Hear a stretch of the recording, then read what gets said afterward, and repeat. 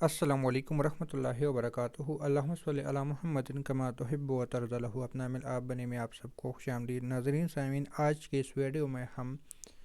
روحانی طاقت کو یا باطنی نظر کو کھولنے کے لیے ایک عمل کے بارے میں بات کریں گے کہ اس سے آپ روحانی طاقت بھی بڑھ جاتی ہے اور باطنی نظر بھی کھل جاتی ہے۔ اب یہ میں نہیں کہوں گا کہ آپ کو جس دن آپ نے عمل شروع کر دیا تو اسی دن سب کچھ آپ کے سامنے حاضر ہو جائے گا، تو ایسی بات نہیں ہے۔ اس کے لیے آپ کو مستقل مزاجی کی ضرورت پڑے گی اور آپ کو آہستہ آہستہ اس چیزوں کا نالج ہو جائے گا۔ یہ بات یاد رکھ لینا کہ جس چیز میں جلد بازی ہوتی ہے اس میں نقصان کا اندیشہ 100% نہیں 1000 گنا بڑھ جاتا ہے۔ اس کی پیچھے وجہ یہ ہوتی ہے کہ ہم ان چیزوں کو سمجھنے میں دیر کر لیتے ہیں، تو اس لیے جلدی نظر آنے والی چیزوں کو آپ لوگ بول جائے آتی ہے، لیکن نقصان کا اندیشہ بھی بہت زیادہ ہوتا ہے۔ ایک شخص جس پہ اللہ تعالیٰ نے تمام پردے اس کے اوپر کھول لیے تھے، ایک دفعہ رمضان المبارک میں ایک جوان تھا، رمضان المبارک میں سورہ رحمان کا تلاوت کر رہا تھا، اور سورہ رحمان کی تلاوت کرتے کرتے ہی اس پہ عجیب طرح کی غشی طاری ہو گئی، اور بس ان کا کام تمام ہو گیا، یا کہوں گا کہ شہید ہو گیا، یا اللہ نے اپنے پاس بلا لیا۔ اس کے پیچھے وجہ کہ سورہ رحمان کی جو چیزیں تھی اس کے سامنے اتنی واضح ہو گئی تھی، اتنی کھل گئی تھی، اتنی ظاہر ہو گئی تھی کہ وہ برداشت نہیں کر پا سکا اور جوانی میں ہی فوت ہو گئے۔ تو ایسی بہت ساری چیزیں حقیقت پہ مبنی ہے،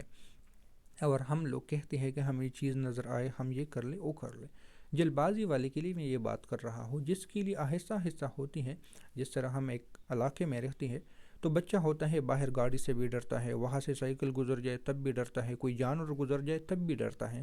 لیکن جب آہستہ آہستہ اس علاقے میں بڑا ہوتا جاتا ہے تو پھر گاڑی کا بھی مقابلہ کرتا ہے، اور وہاں کے جانوروں کا اور وہاں کے انسانوں کا بھی مقابلہ کرنے کے لیے ریڈی ہوتا ہے، یا ڈرتا تو کم از کم نہیں ہے۔ اس کی وجہ ہی یہی ہے کہ وہ عادی ہو چکا ہے، اس ماحول میں رہتے رہتے رہتے عادی ہو چکا ہے، اس ماحول کو سمجھتے سمجھتے اس کو عادت پڑ گئی ہے۔ اسی لیے ان مخلوق کو نظر آتے آتے انسان عادی ہو جاتا ہے، اور جب عادی ہو جاتا ہے تو پھر اس کو زیادہ پریشانیوں کا سامنا نہیں کرنا پڑتا۔ باطنی آنکھ کا بھی یہی ہے، حقیقت بات یہی ہے کہ باطنی آنکھ کا مسئلہ بھی یہی ہے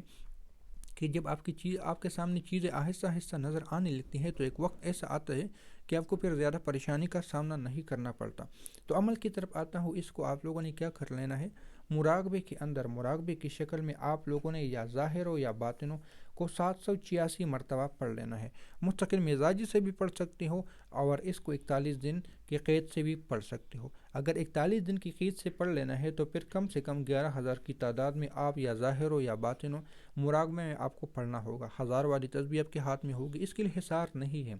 لیکن اگر آپ مستقل مزاجی سے پڑھنا چاہتے ہو، حصار تو نہیں ہے، لیکن اگر 41 دن کی صرف نیت کر کے پڑھنا ہے تو پھر 11,000 کی تعداد میں آپ کو اس کو پڑھنا پڑے گا۔ اگر آپ کہتے ہو کہ نہیں 11,000 کی تعداد میں نہیں پڑھنا، اور چلو کوئی بات نہیں، توڑا توڑا کریں گے، کبھی پڑھیں گے کبھی نہیں پڑھیں گے، تو پھر یا ظاہر ہو یا باطن ہو کو 786 مرتبہ اپنے معمولاتی زندگی میں لائے، اور اس سے آپ پھر اللہ کی مخلوق کے نظارے دیکھیں۔ وہ کوئی بھی علوم ہو، کوئی بھی عالم ہو، عالم جبروت ہو، عالم ناسوت ہو، عالم ملکوت ہو، عالم برزخ ہو، کوئی بھی عالم ہو، اس کے بارے میں آپ کو انشاءاللہ تعالیٰ نالج، اس کے بارے میں معلومات، اس کے بارے میں آپ کو بہت ساری چیزیں ملتی رہے گی۔ اور اگر آپ لوگ اس کو اور زیادہ